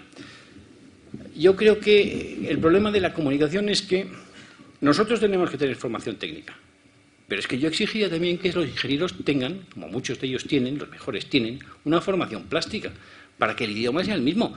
Es que si no, parece que es que uno tiene que saber de dos y el otro ya está como siempre protegido, ¿no?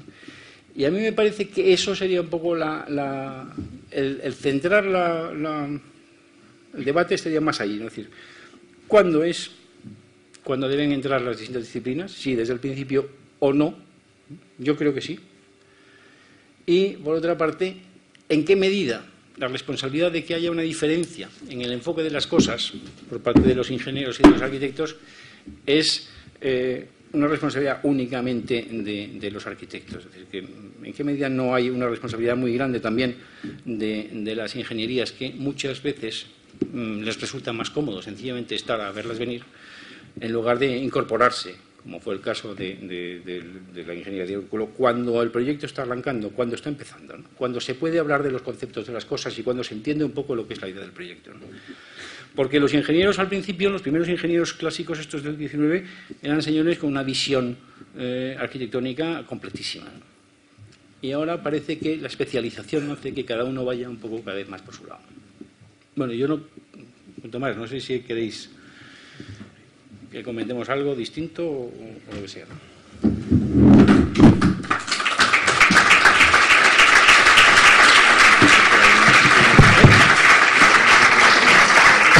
Sí, lo que quieras.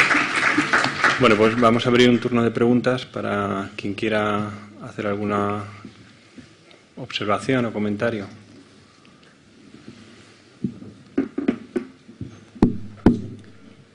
Sí.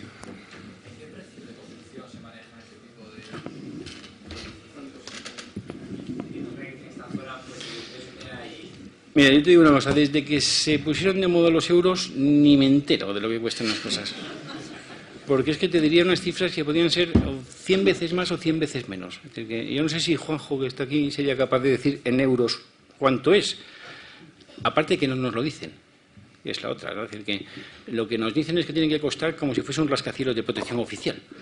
Pero claro, eso es una forma de hablar. En el fondo lo que dice es que no están dispuestos a gastarse nada superfluo.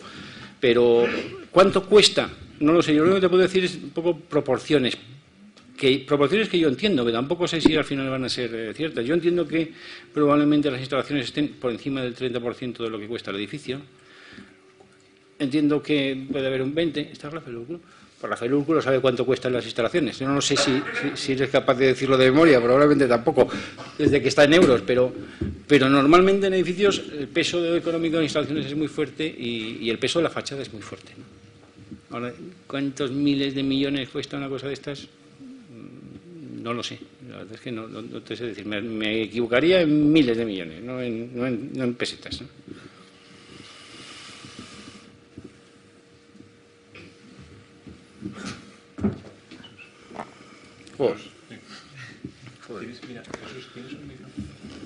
Gracias. Quería comentar con Enrique que le tenemos que agradecer esta valoración de la figura del ingeniero, sobre todo, ¿no? Porque verdaderamente la propuesta de que el ingeniero es un calculista o es un personaje exclusivamente técnico vamos, no solo decimonónica, es absolutamente desdeñable. Yo recuerdo a José Antonio Fernández Ordoña decir que un puente fundamentalmente lo que era un lugar. Y el otro día tuve la oportunidad en Cambridge, en una conferencia que dábamos, en el coloquio posterior, hablar con Yasumoto, que es el ingeniero del Akashi Kaikyo Bridge, que es el mayor del mundo.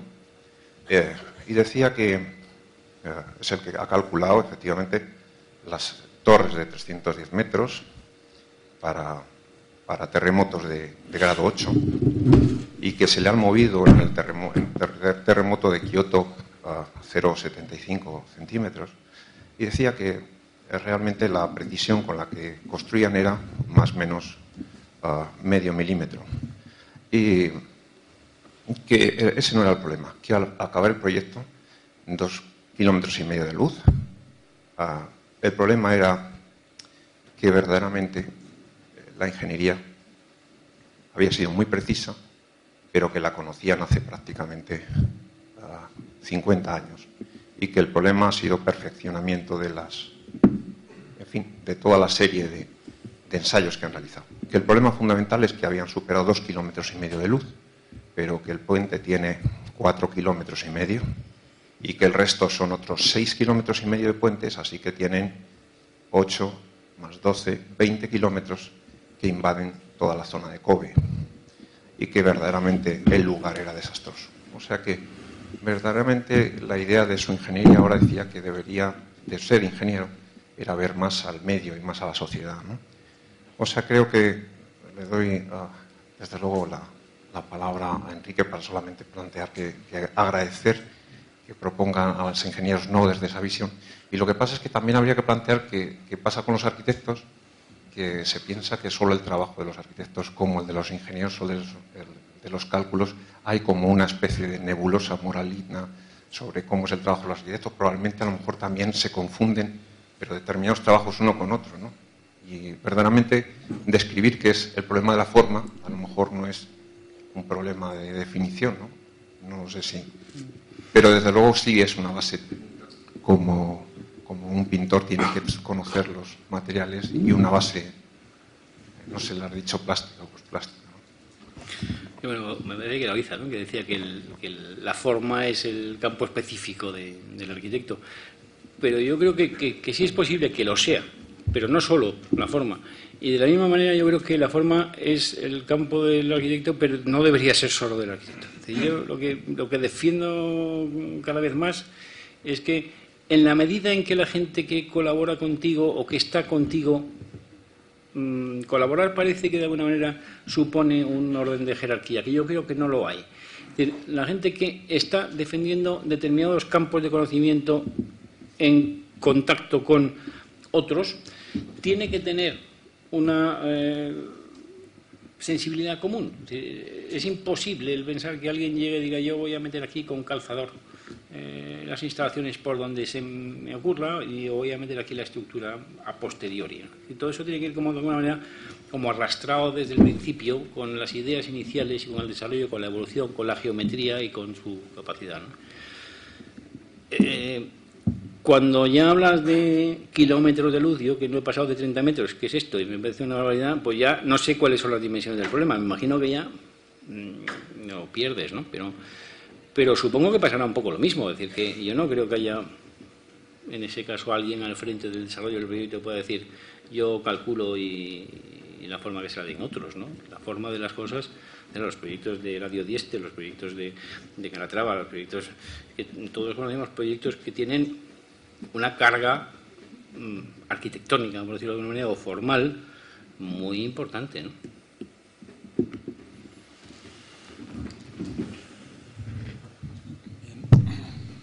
César.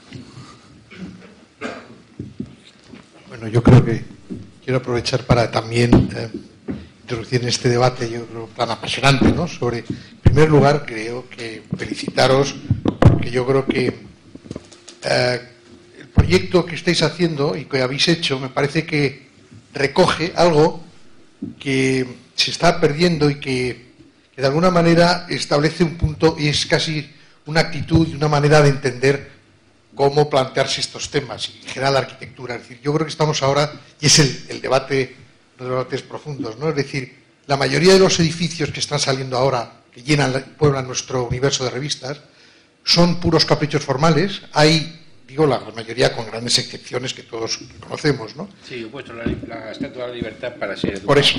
Entonces, de pronto, claro, hay un aparato que es el ordenador y hay una serie de mecanismos que todo se puede hacer y luego se llama a un ingeniero muy listo, que también le cabrea seguro que se le llame para que luego pues ponga prótesis a formas absolutamente que se pueda hacer de todo y donde la genialidad del arquitecto es capaz de trazar. Y entonces a mí me parece que estamos llegando a un academicismo formal. Bueno, creo que estamos en una situación gravísima. Por eso me parece que posiciones, actitudes que tienen que ver con la coherencia y con el rigor y sobre todo con la formación y la búsqueda de que todo el proceso se conjugue desde el conocimiento con una enorme dosis de estudio, de análisis, sin prejuzgar formas, nada más que con ese gran sentido común que yo creo que siempre habéis tenido, que lo habéis demostrado. Para mí la torre sin duda más interesante de las 4 que hay allí, eso y de muchas que se han hecho últimamente. Me parece que eso es un grado de contemporaneidad que si llegará, o sea, no seguramente nos estarán en las páginas de esas mejilloneras y de objetos ¿sabes, no? Perfectamente. Pero sin embargo, toda esta coherencia con la que se ha planteado, eso a mí me parece que es altamente esperanzador. Me parece que tiene que volver otra vez a la síntesis del arquitecto y del ingeniero, a remar todos en ese sentido, a entender que hay precisamente con la introducción de problemas que van desde los problemas de la energía, de los problemas de la tecnología, los problemas que tienen que ver con la ética, con cuestiones de mejorar el espacio y de hacerlo más eficaz, debemos de trabajar juntos para conseguir ese avance, que al final es el que ha transformado normalmente siempre las arquitecturas. Entonces yo creo que esa posición que vosotros y que en este proyecto habéis demostrado y que lo estáis siguiendo y que cómo lo habéis contado en el proceso constructivo, en el proceso proyectual, me parece que os sitúa aparentemente como fuera de ese mundo del circo, lo cual me parece cojonudo que no estéis en ese mundo del circo, pero sobre todo me parece que estáis en es una obra de una enjundia y de un vigor que es para mí paradigmática de ese debate en el cual se está digamos ahora metida la profesión y que curiosamente se habla de una manera muy tangencial, no se profundiza en por qué se está produciendo esto. No somos capaces de llegar críticamente hasta el fondo de lo que se está produciendo, el coste tan absurdo de decisiones por el puro capricho, porque todo se puede llegar a hacer, y con modelos además que se colocan con modelos a seguir que realmente son banalidades, juegos florales y cuestiones, habrá a quien se le ocurre del disparate más. Entonces, ese es el tema que me parecería importante en este Colegio de Arquitectos y precisamente por esa coherencia y ese proyecto que estáis, a mi modo de ver, siguiendo la línea de la modernidad y como se han planteado desde el origen estos edificios, es decir, ver los problemas que hay que resolver y a partir de ahí crear soluciones, que vayan implicando pues las que os parece a vosotros estéticamente y funcionalmente mejores. Esa línea, pues creo que sería un modo interesante y lo planteo casi como una provocación, para el debate de otras personas que piensen lo contrario y que crean que la arquitectura, por el contrario, pues ha llegado a un punto donde como todo es factible y se puede hacer, ¿por qué no podamos hacer tubérculos con formas de patatas fritas, aunque luego sea un 70% de la estructura no valga para nada, aunque el espacio interior sea absolutamente anodino, pero eso sí, tiene una imagen que además pone como una moto a los políticos de turno, etcétera, etcétera, etcétera. Entonces yo creo que ese debate me gustaría provocarte para que lo vayas... Tú lo dices con la vehemencia que te caracteriza en todo lo que manifiestas. Yo también lo creo, pero no estoy tan seguro. Yo no estoy seguro de casi nada, ¿no? Pero pero desde luego me parece que eso es otra forma de hacer. Es decir, primero dices que la Estatua de la Libertad va a ser así, y luego que se las apañen. Da como resultado la Estatua de la Libertad, que no está mal. Entonces dices, ¿es un sistema malo? Yo lo que tengo claro es que yo no lo sé hacer. Soy incapaz de decir, oye, aquí hago una especie de cosa bulbosa y que se apañen luego, ¿no? No podemos hacerlo, es decir, no, ni yo, ni Carlos, ni tú. No hemos podido hacer nunca eso, ¿no? Pero eso parece que tiene un mundo detrás de gente a quien le interesa muchísimo. No sé si porque las revistas hacen mucho daño o porque las revistas difunden lo que la gente quiere. Pero desde luego lo que está claro es que eso se está produciendo constantemente y de hecho llega un momento en que a veces me avergüenzo, pero resulta que cuando coges una revista y echas así te vas a fijar esas cosas. Porque son un color verde fosforescente que no tiene el edificio de Schinkel. Dura poco, ¿no? Dura poco. Es decir, que eso, que es un poco lo que comentaba yo al principio. Es decir, si los arquitectos entran con las ingenierías originalmente, salen unas cosas. Si cada uno va por su cuenta, salen otras. A veces se acierta y a veces no. Yo no sé. No lo sé. Yo creo una cosa, pero no estoy como para asegurarlo, ¿no? ¿Alguna otra pregunta? Yo quería comentar que este es un proyecto en su conjunto, bueno, las 4 torres, que parece que ha entrado muy silenciosamente, ¿no? O sea, que parece que nadie en la ciudad, cuando comentas, sabe que esto se está haciendo. O sea, así como la operación San Martín pues ha generado un revuelo, pues esto de repente se están levantando 4 torres de impresión, vamos allí, y no ha habido un debate, vamos, previo, ¿no? Por ejemplo, en este colegio, ¿no? No ha habido un debate sobre si la oportunidad, ¿no?, de este edificio, de esa gran densidad, etcétera.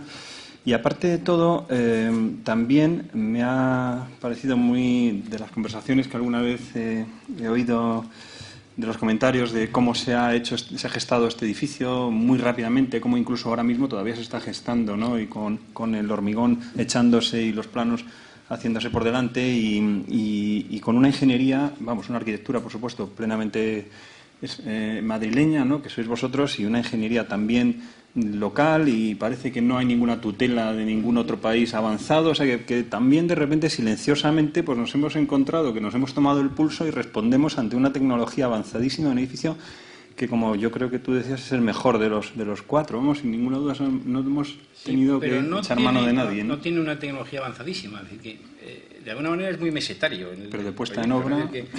Sí, todo es muy complicado porque es muy grande, ¿no? Pero no hay sofisticaciones excesivas en casi nada, porque siempre se buscan soluciones, eso de la lógica más, de saber con quién nos jugamos los cuartos todos, es decir, de cómo el edificio se va a mantener luego, de quién lo va a estar ocupando, ¿no? Yo creo que eso a mí me parece bien que las cosas se hagan así, me parece que además eso dará un buen resultado. Y lo que tú comentabas, yo también me lo he preguntado muchas veces, es decir, que, por decirlo de una forma dura y clara, se coge una zona verde y se recalifica, se le asigna una edificabilidad notable y no pasa nada. O sea, pero no pasa nada, quiero decir, nadie ha dicho nunca nada. Ni que está bien, que a lo mejor se puede decir, oye, a mí me parece estupendo, o ni que está mal, pero no se ha manifestado Izquierda Unida, no ha dicho nada el PSOE, no ha dicho nada una asociación de vecinos, no ha salido en prensa. Con el voto de Izquierda Unida y del PP se consiguió aprobar la calificación del suelo. Pues el voto de Izquierda Unida, que fue el famoso, la que le culparon a Anguita de traidor. Pero ya estaba hecho todo el proyecto. La modificación de Izquierda Unida se apoyó. Pero no ha habido una, ¿sí? Lo normal es que hubiera pancartas. Claro, exactamente. Es que yo creo, claro, si es para comprar a Zidane, el que se atreva a decir algo, se le ha caído el pelo y no vuelve a tener votos en su vida. Yo creo que eso ha jugado. Es un poco, pero es sorprendente. O sea, que todo lo demás hay mucho lío siempre, mucho bolvarede de aquí, ¿no? Aquí, oye, Los arquitectos teníamos que hacer ahora, eso nos falta, formar un gran equipo de fútbol, gastarnos el dinero por un gran equipo de fútbol, y entonces que sea el tercer equipo de Madrid y luego todos vengan. Es que las cosas como son. El Real Madrid es mucho más conocido que el Museo del Prado. Sí, sin duda. O sea, Madrid se conoce por el Real Madrid. Entonces, claro, decir a alguien que no... El micrófono, ¿tienes micrófono? Bueno.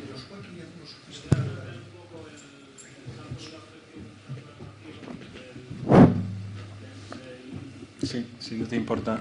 Que aprecio un poco un hueco que no está cubierto por ningún profesional entre, digamos, pues a la hora, por ejemplo, de diseñar una estructura entre el que la calcula y la proyecta, de tal manera que, por ejemplo, yo asistí a una conferencia de un calculista de una de las otras torres, que es el que os ha hecho la vuestra, y le plantearon si mixta hubiese sido más competitiva o lo que fuere, y el tipo respondió que él tendría que calcularla y luego la presupuestaría y te diría si sería más competitiva o no. Sí, pero entonces, o sea, hasta qué punto se domina la técnica, nosotros vamos detrás de ella, ¿no? Sí, estás hablando de Miguel Gómez Navarro. Sí, porque, por ejemplo, este proyecto vuestro supone una forma aerodinámica, etcétera, etcétera, etcétera, y la conclusión de todas estas torres es que, digamos, aquí quien manda es el peso propio, ¿no? Que el viento, o sea, a partir de un cierto alcance, pues realmente o sea, tiene su importancia, pero no es determinante. Yo creo que sí es determinante. Yo creo que es determinante.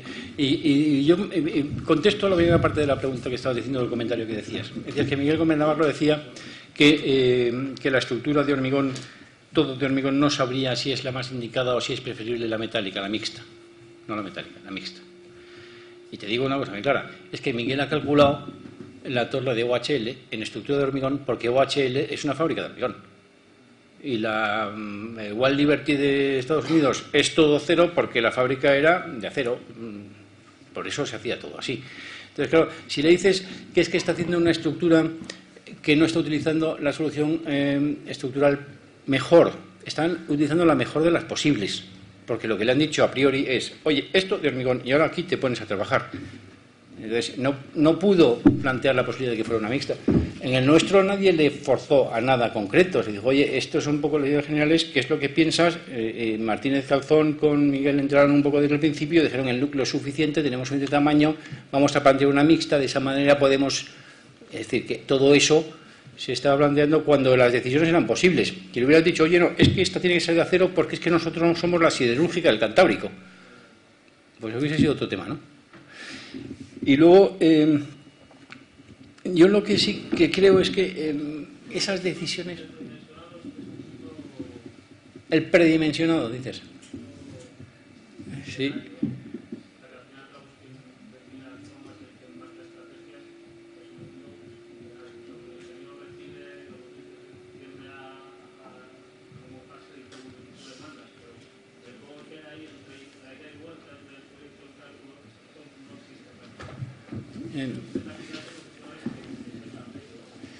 Yo no sé si te he oído bien, me parece que te he oído. Una herramienta propia, una disciplina propia, digamos, que sepa tantear, que no existe, digamos, un desarrollo del tanteo, por así decir.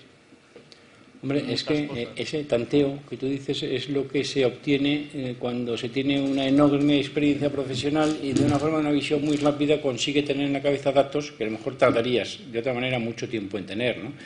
Pero eso de pensar que se hace una propuesta y que tú luego le mandas al ingeniero y haga no sé qué, yo te aseguro que a Miguel no le manda a nadie nada, porque vamos, te salta como una hiena en cuanto le llevas la contraria en algo en lo que piensa que tiene razón, y hace muy bien, ¿no? Lo que pasa es que sí es capaz de ver cuál es el problema y buscar una solución adecuada, pero nunca hará la solución que se le diga desde fuera. Yo no sé si eso es un poco lo que estabas planteando. Yo no creo que las ingenierías buenas, las de verdad son ingenierías y no calculistas, no son piezas al servicio de un proyecto o de un arquitecto, es decir, son piezas que hacen un proyecto con un arquitecto. Y yo eso es lo que creo que es una diferencia grande, para mi gusto. Hay quien lo ve de otra manera, Enrique. Sí, perdona, no sé, contesto por Enrique, porque creo que no te ha contestado a la que planteas de los predimensionados y demás. se supone que el arquitecto está perfectamente capacitado para hacerlo y es más, debes saber hacerlo. Eso es uno de los valores añadidos de nuestro título, por lo menos el que yo tengo. Quiero decir que es un estándar para nosotros el hacer un predimensionado. Luego viene la ingeniería, si entra detrás y corroborará eso o lo matizará levemente. Pero, francamente, creo que estamos un poco... No sé, yo tengo el gusto de ser muy amigo de Mike Slides, que es la ingeniería a la que se refería antes Enrique. Y el diálogo es absolutamente fluido. Ellos están haciendo ahora un puente en Nueva Delhi y su gran preocupación para hablar con nosotros, arquitectos, es decirles si el puente es bonito o feo. Él sabe mejor que nosotros cómo calcularlo, pero tiene la duda y busca, igual que nosotros buscamos su precisión y su cálculo de segundas y terceras y decimononas derivadas, pues ellos buscan el refrendo de que eso es bello. Entonces, no sé, creo que es todo un problema de personas y de no sentirse agredidos ni de que estamos perdiendo un territorio unos o ganando otros. Es un tema intelectual de un poquito más de altura.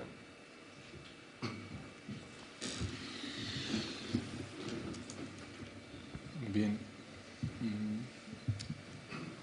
Bueno, pues si no hay alguna otra pregunta, sí.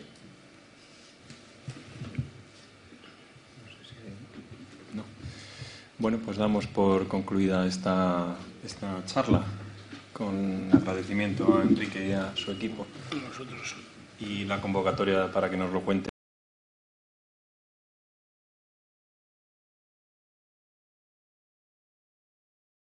Poder debatir en esta sala sobre precisamente esta cuestión de las relaciones entre la arquitectura y la ingeniería, que es el ciclo al que pertenece esta conferencia. De manera que os dejo con Enrique Álvarez Sala.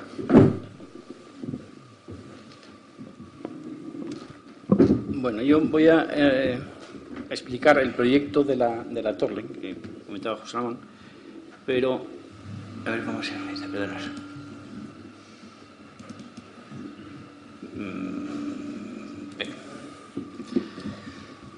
Quería, antes de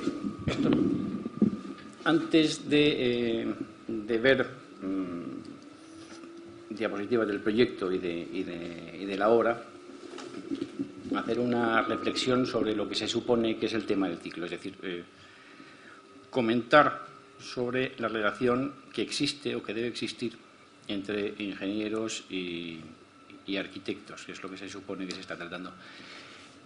El otro día yo estuve escuchando aquí que se planteaban cuestiones del orden de que probablemente la arquitectura española sería mejor si los arquitectos españoles estudiásemos en Bellas Artes directamente. Y se comentaba que probablemente no sea deseable el que los arquitectos tengan incidencia en aspectos estructurales o en general de ingeniería. Yo no sé, me da la sensación de que esa cuestión está como mal enfocada. Por una parte, me da la impresión de que lo que se plantea más es intentar evitar injerencias de unas profesiones con respecto a otras, una especie de celo profesional extraño, pero también, por otra parte, se está planteando una desconfianza tremenda en la capacidad técnica de los arquitectos, que yo creo que, en principio, no tiene por qué ser así. Es verdad que en algunas escuelas, en otros países, la arquitectura tiene un componente menos técnico que en España. En otros países lo que hay son como directamente dos carreras, es decir, hay una variante artística y otra variante técnica. Pero me parece que el problema no está realmente en si debe haber o no debe haber una relación entre los arquitectos o si tiene que haber una colaboración inicial, porque eso me parece que es inevitable. Yo creo que el debate estaba ahí mal centrado. Es decir, yo lo que creo es que se debería más el analizar cuándo deben intervenir unos y otros. Es decir, si es preferible el entender que un proyecto debe ser la entrada secuencial de profesionales y que cada uno vaya aportando progresivamente sus conocimientos al resultado final, o si, por el contrario, Lo que se debe plantear es que el proyecto, desde su origen, de una forma germinal, tiene que contener todos los datos necesarios para poder tener un desarrollo adecuado. Bueno, el debate este es un debate que se plantea y que viene circulando y viene siendo consecuencia de la complejidad que progresivamente empieza a haber en la arquitectura, en los edificios a partir del siglo XIX, que es cuando de alguna forma se escinden las ramas de técnica y componente artística. Hasta entonces eso ni se planteaba, ¿no? A partir de ahí sí, empieza a haber complejidad muy grande en temas de estructuras, en temas de instalaciones, y empieza a haber cada vez más especialidades, y especialidades que cada vez se van separando más, haciéndose más celosas de su propia campo de competencias, ¿no? Yo creo que es más interesante, o por lo menos a mí me interesan más, los proyectos cuando sí tienen los conceptos de las cosas incluidos en el origen. Es decir, me parece que no se debe incorporar una disciplina posterior sobre una forma previamente establecida, sino que esa forma debe tener la capacidad de concebir la estructura como la forma de las cosas y concebir todo lo que sería en la comparación esa clásica de huesos, piel, sistema nervioso con estructura, forma y instalaciones y la fachada, ¿no? La piel. Yo creo que sí hay esa posibilidad de organizar las cosas desde el principio, y que si las cosas se organizan desde el principio funcionarán bien, y si no se organizan desde el principio funcionarán mal. La comparación esa de piel, huesos, esqueleto, piel tal, es más o menos conocida. Yo creo que además hay otra cuestión que también tiene importancia, que en la naturaleza se ve menos evidente, que es el código genético, es decir, la programación inicial que todo organismo tiene para desarrollarse y llegar a su estado definitivo, y que en la construcción debería ser la previsión de los sistemas de ejecución de las cosas para conseguir que luego no haya una imposibilidad de ejecutar cosas que alteren lo que sería el resultado final. Hay proyectos de arquitectos o de equipos de arquitectura, por decirlo mejor, que son casi literales en la aplicación de estas cuestiones. Es decir, yo creo que el proyecto de Sainsbury, donde se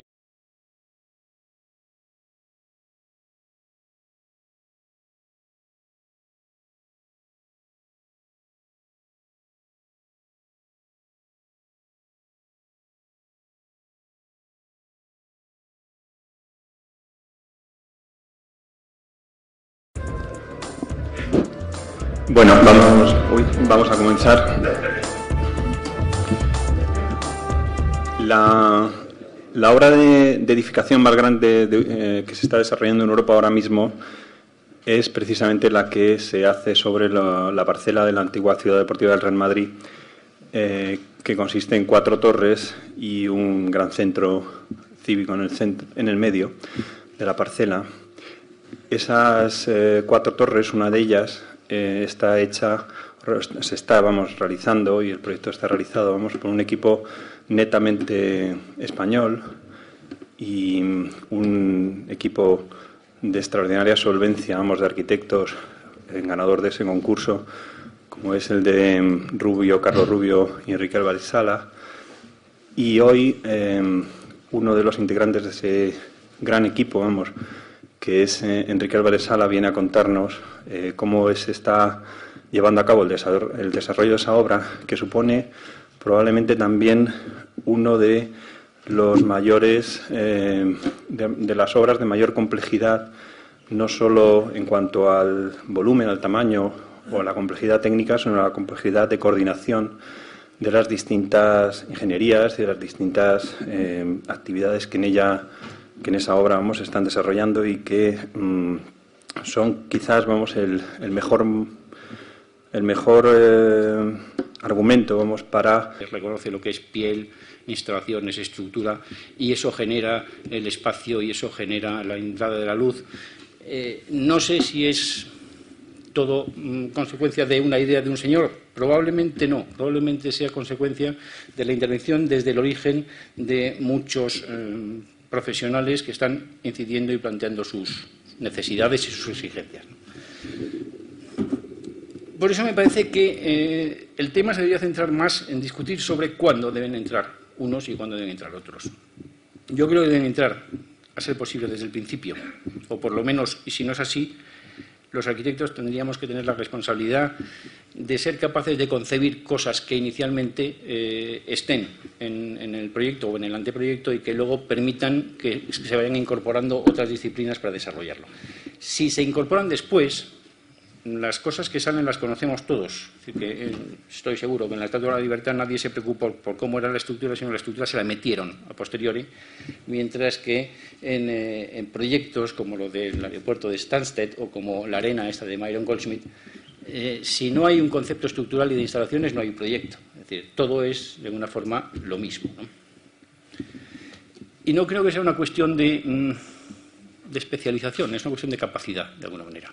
Es decir, que hay arquitectos que han hecho estructuras interesantísimas y hay ingenieros, en el caso de Eladio Dieste es un caso claro, que tienen estructuras planteadas con una voluntad de generación de espacio clarísima. Es decir, que me parece que no es una cuestión de titulaciones, es una cuestión de enfoque o de capacidad. Y para...